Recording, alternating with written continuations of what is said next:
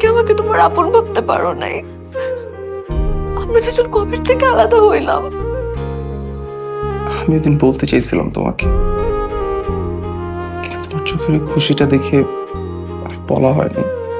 সুখে রেহান, চাকরি না পাওয়া অপরাধের তো কিছু না।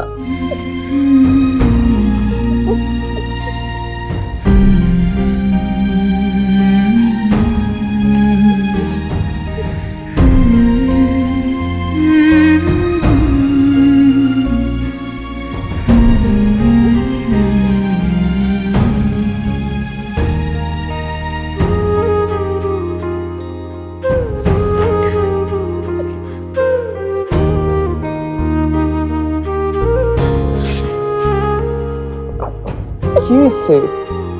কাঁদতেছো কেন? কি হয়েছে বলো? আচ্ছা তুমি যদি না বলো আমি কেমনে বুঝবো? কেউ কিছু বলছে তোমাকে? ভয় পাইছো? তাহলে কি হয়েছে? কান্না করতেছো কেন? রিয়ান, আমি সরি। আমাকে প্লিজ তুমি মাফ করে দাও। আশ্চর্য, তুমি মাফ চাইতেছো কেন? কি হয়েছে?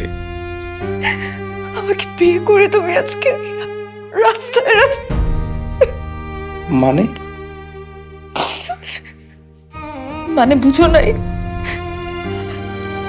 তুমি আজকে রাস্তায় রাস্তায় কলম বিক্রি করতেছিল না? দুপুরে খাবারের সময় তোমার পকেটে টাকা নেই আর তুমি পানিতে তুমি কি আজকেও সাথে করে বিরিয়ানি নিয়ে আসছো? কি বলবো আজকেও যে বিরিয়ানি তুমি অফিস থেকে নিয়ে আসছো, অফিসে খেয়ে আসছো আর বাকিটা আমার জন্য নিয়ে আসছো?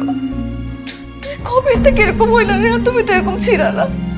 কবে থেকে তো সুন্দর করে মিথ্যা কথা বলা শিখে গেলাম। তুমি কি আমাকে তোমার আপন ভাবতে পারো নাই? আমরা দুজন কবে থেকে আলাদা হইলাম? আমি ওদিন বলতে চাইছিলাম তোমাকে, কিন্তু তোমার চোখের ওই খুশিটা দেখে আর বলা হয়নি।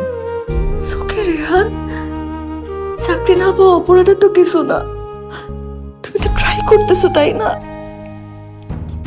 আর তোমাকে কে বলছে একা একা ডিসিশন নিতে? চাকরি পাও নাই পাও নাই, এখন যেভাবে কষ্ট করে আসছে সেভাবে আরো কয়েকটা দিন কষ্ট করে থাকতাম। দেখো তুমি এত বড় একটা সত্যি লুকাবা, একা একা কষ্ট করে যাবা, একবারও মনে হলো না এই কষ্টটা আমরা ভাগাভাগি করে দিতে পারি? আচ্ছা এত কষ্ট আমি কেন করছি? আমাদের দুজনের জন্যই তো করছি। তুমি কেন এটার জন্য কান্নাকাটি করতেছো বলো? এক্স্যাক্টলি, আমাদের।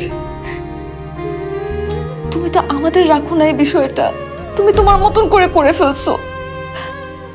শোনো, এখন সিদ্ধান্তটা নেওয়া হয়ে গেছে। আমিও সিভি জমা দিব, আমিও জবে ইন্টারভিউ দিব। এই সংসারের হাল আমরা দুজন একসাথে ধরবো। দেখো, দুজন যদি আমরা আর্নিং করা শুরু করি তখন এর থেকে একটা বেটার জায়গা তো আমরা থাকতে পারবো। ঠিক আছে ঠিক আছে, তুমি যেটা বলো ওইটাই হবে। তুমি একটু ঠান্ডা হও প্লিজ।